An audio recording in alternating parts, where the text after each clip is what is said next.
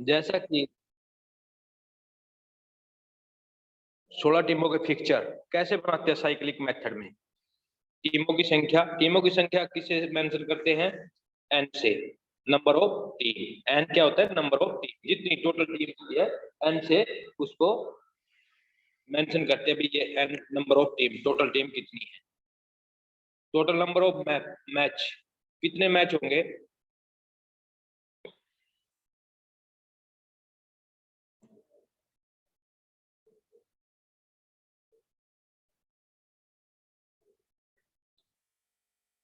कितने मैच होंगे हमारे, ये देखना है। तो इसका मेथड है n bracket n minus one upon to.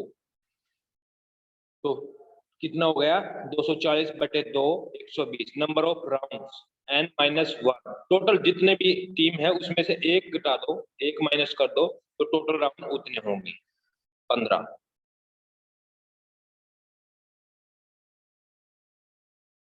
Fixture ये देखना है, जब 16 टीम है तो एक को फिक्स कर देंगे एक स्थान पे, एक नंबर को, एक टीम को फिक्स कर देंगे, और बाकी जितनी भी टीम है 2 3 4 5 6 7 8 9 10 16 17 जितनी भी होती है उनको रोटेशन करते रहेंगे, जैसे कि फर्स्ट राउंड में किया हुआ है।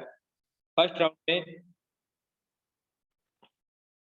2 का और 15 का मैच, 3 और 14 का, 4 और 13 का, 5 और 12, 6 और 11, 7 और 10 और 9 और 8 का, और 16 और 1 का। सेकंड राउंड में रोटेशन ऐसे ही घूमते चला जाएगा। अब फर्स्ट का और 15 का, 14 16 13 2 12 3 11 4 10 5 9 6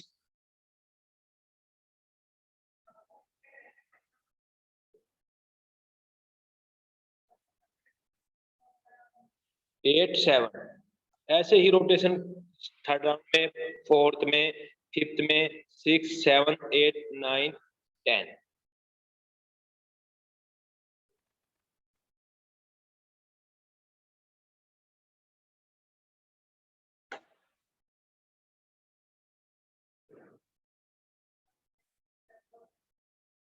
टेन राउंड 11 12 13 14 और 15 में ऐसे ही सेम मैच सभी के साथ, प्रत्येक टीम के साथ खेल रही है। इसमें देखिए कोई भी एक भी टीम आपको ऐसा ना दिखाई देगी या ऐसी ना मिलेगी जो एक टीम 6 के साथ या 7 के साथ या 12 के साथ या 16 के साथ किसी का एक दूसरे का आपस में मैच ना हो। ठीक है ना?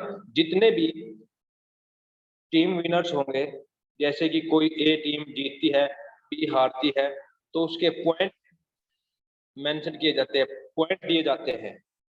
इस हारने वाले के 0 या 1, जीतने वाले के 2। ठीक है ना? तो ऐसे पॉइंटों के अकॉर्डिंग इसका वो रिजल्ट निकाला जाता है।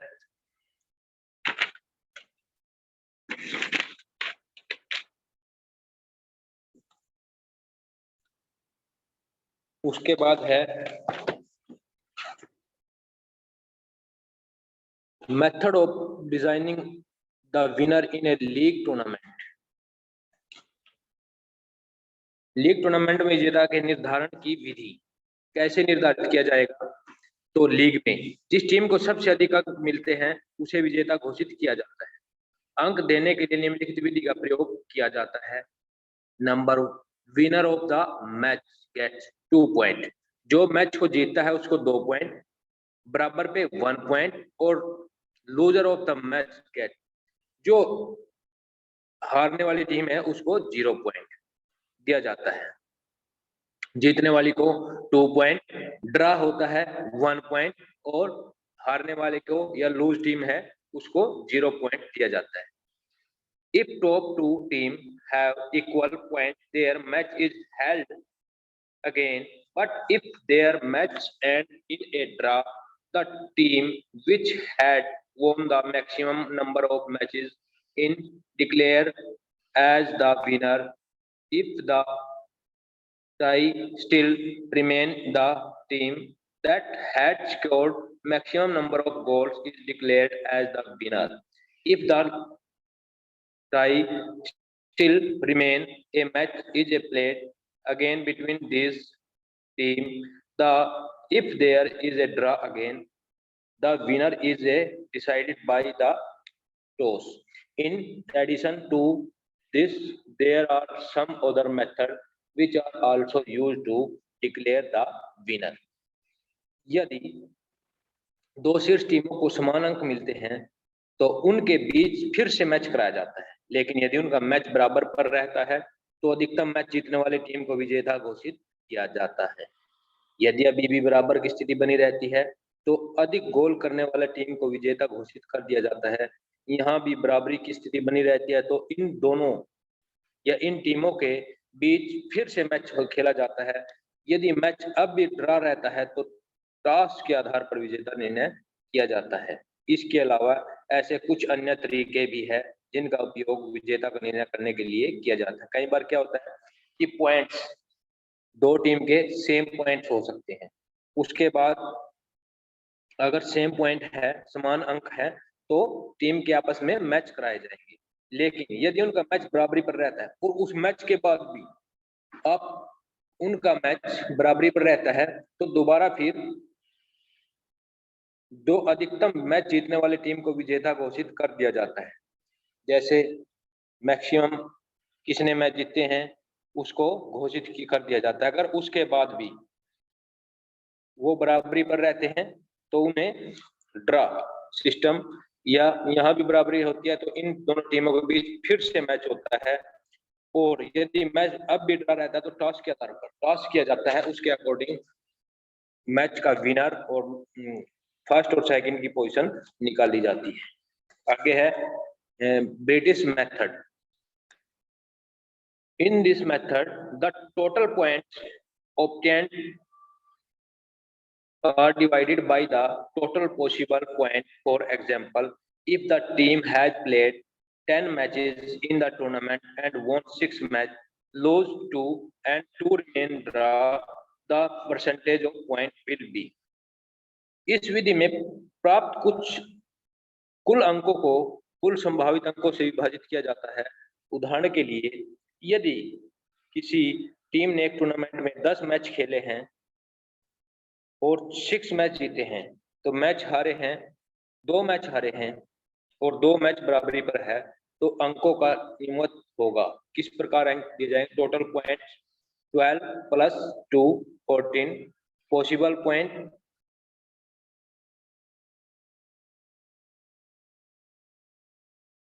20, percentage of point, total point कितने पॉइंट लिए हैं और 14 और total possible point 20 Guna 100, percentage of point 70।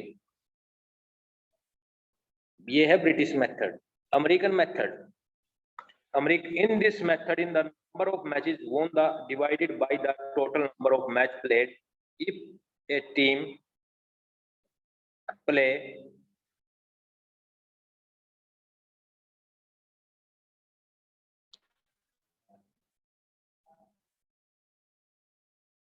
10 game and win 5 game in a tournament, then इसमें क्या होगा? अमेरिकन मेथड में इस विधि में जीते गए मैचों की संख्या को खेले गए मैचों की कुल संख्या से विभाजित कर दिया जाता है। कितने मैच जीतते हैं और कुल मैच कितने हैं। यदि कोई टीम एक टूर्नामेंट में 10 गेम खेलती है और उसमें से 5 गेम जीत जाती है तो प्रतिशत जीते हुए मैच और खेले गए मैच, इसका प्रतिशत होगा 5 जीते गए मैच और टोटल गेम कितने हुए 10 तो 50। इसी तरह से दूसरी टीमों के प्रतिशत की गणना की जाती है। इस विधि में बराबर रहे मैचों की गिनती नहीं की जाती। इसमें जो बराबर रहता है उसकी गिनती नहीं की जाती। Intramural and extramural meaning, objective and significance. Intramural क्या होता है? The word of intramural is derived from the Latin word intra, which means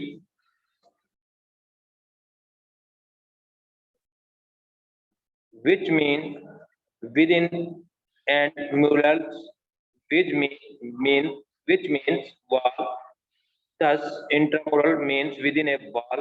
It can be said that intramural are the activities within a wall of within the campus of institution. संस्था is the main aim of the intramural. Intramural की उत्पत्ति Latin शब्द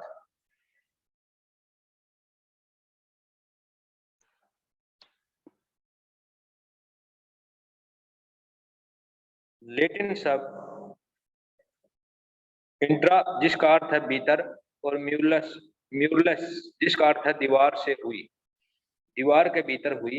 इसके लिए intramural का अर्थ दीवारों के भीतर। यह कहा जा सकता है कि इंट्रामुरल में गतिविधियां है जो चार दीवारी या संस्थान, कोई भी इंस्टीट्यूशन होता है या संस्थान होता है, स्कूल, कॉलेज, यूनिवर्सिटी, जो उसकी चार दीवारी के अंदर जो गेम होता है उसे इंट्रामुरल होता है। जैसे कि हमारे स्कूल में गेम होते हैं, कोई भी अपने स्कूल के हाउस के गेम होते हैं, तो वो इसको बोलते हैं इंट्रामुरल। अगर हमारे स्कूल से बाहर हम खेलने जाते हैं या कोई बाहर से हमारे स्कूल में कोई खेलने आता है, अपनी हमारे संस्था में कोई खेल आता है, तो वो एक्स्ट्रामुरल होता है। इन प्रतियोगिता में इंट्रामुरल से क्या बेनिफिट है? इन प्रतियोगिता में विद्यार्थियों को अधिकतम शैक्षिक लाभ होता है और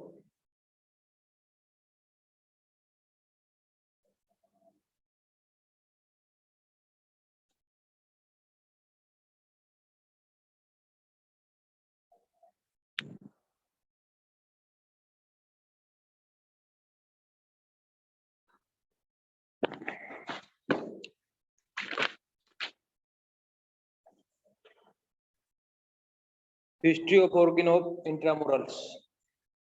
Intramural were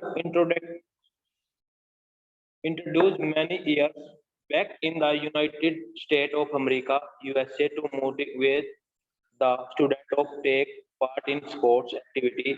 By the passage of time, intramural become very popular throughout the world. The benefit of intramural activity are to every student of the institution in order of achieve the aim of education. These competition help in all-round development of the child. बहुत वर्ष पहले संयुक्त राज्य America में इंटरमुरल खेलों की शुरुआत की गई ताकि विद्यार्थियों को खेल गतिविधियों में भाग लेने के लिए प्रोत्साहित किया जा सके। कुछ समय बीतने पर इंट्रामुरल संपूर्ण विश्व में लोकप्रिय हो गई। शिक्षा का उद्देश्य प्राप्त करने के लिए इंट्रामुरल गतिविधियों के लाभ संस्थान के प्रत्येक विद्यार्थी के लिए होते हैं और ये प्रतियोगिता बच्चे के सार्वजनिक विकास में सहायक होती है। इंट्रामुरल में प्रत्येक बच्चा पार्टिसिपेशन कर सकता है। अगर एक्स्ट्रामुरल कहीं बाहर खेलने जाते हैं बच्चे, डिस्ट्रिक्ट लेवल पे, ब्लॉक लेवल पे या स्टेट लेवल पे या नेशनल लेवल पे, तो उसमें क्या होता है, सिर्फ वो बच्चा खेल सकता है या खेल पाता है जो जिस बच्चे की सिलेक्शन उस टूर्नामेंट में हुई हो, स्टेप बाय स्टेप। और इंट्रामुरल में अब कोई भी बच्चा स्कूल का या उस संस्था का कोई बच्चा कोई से भी गेम में पार्टिसिपेशन कर सकता है या डायरेक्ट खेल सकता है। एक्स्ट्रामुरल में ऐसा कुछ नहीं है। Activity for the intramural competition. Intramural प्रतियोगिता के लिए गतिविधियां हैं, क्रियाएं। Many activity can be include the intramural.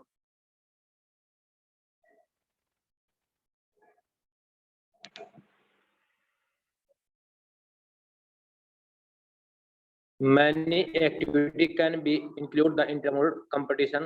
The activity for intramural should be selected very carefully.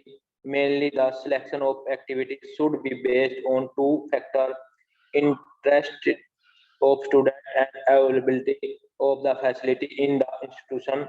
All the intramural activities must provide recreation to the student.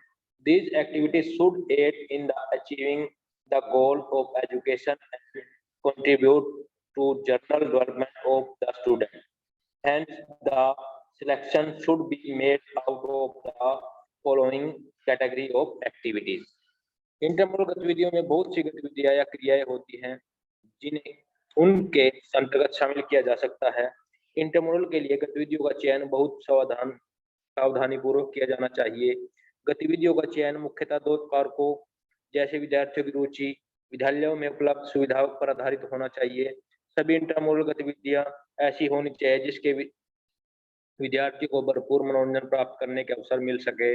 ये गतिविधियां शिक्षा के लक्ष्य को प्राप्त करने में सक्षम होनी चाहिए तथा विद्यार्थियों के सामान्य विकास से भी सहायक होनी चाहिए। अतः गतिविधियों का चयन निम्नलिखित वर्गों में से किया जाना चाहिए। मेजर गेम, मुख्य खेल कौन कौन से हैं?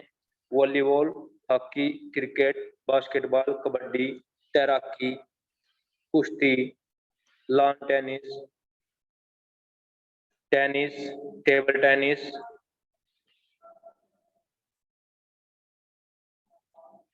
फुटबॉल, बैडमिंटन आदि।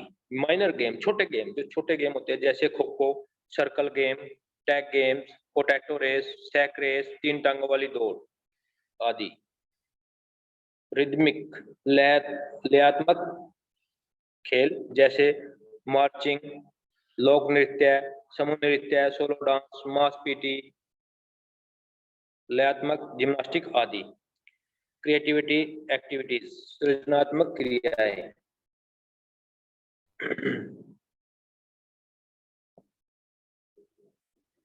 सृजनात्मक क्रियाएं जैसे चित्रकारी, ड्राइंग, मॉडल आदि बनाना। फाइन आर्ट जैसे ड्राइंग बनाते हैं या कोई चित्रकारी करते हैं, ये रिदमिक उसमें आते हैं। लयात्मक क्रिएटिविटी एक्टिविटीज,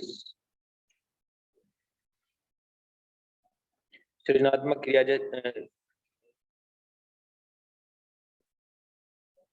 कॉम्बैटिव एक्टिविटी, द्वंद्वात्मक क्रिया जैसे बॉक्सिंग, जूडो, ताइक्वांडो, कराटे आदि। इसमें क्या होता है?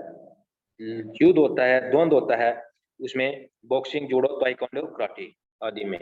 Objective advantage of intramural, intramural के उद्देश्य और लाभ। क्या लाभ है? Providing opportunity to every student to the participation in the game and sport, प्रत्येक छात्र को खेलों में भाग लेने का अवसर प्रदान करना। Number 2, development of leadership quality, नेतृत्व के गुण विकास करना। Number 3, accept defect and sportsmanship, हार को स्वीकार करना, खेल भावना विकसित करना।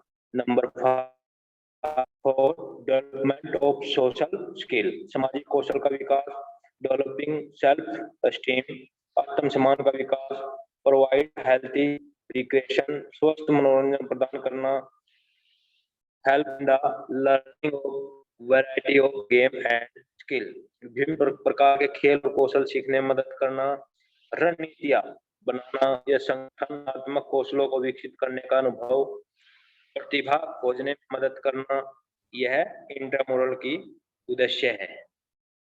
तो आपको पता लग गया होगा इंट्रामुरल कौन क्या होता है बेटा?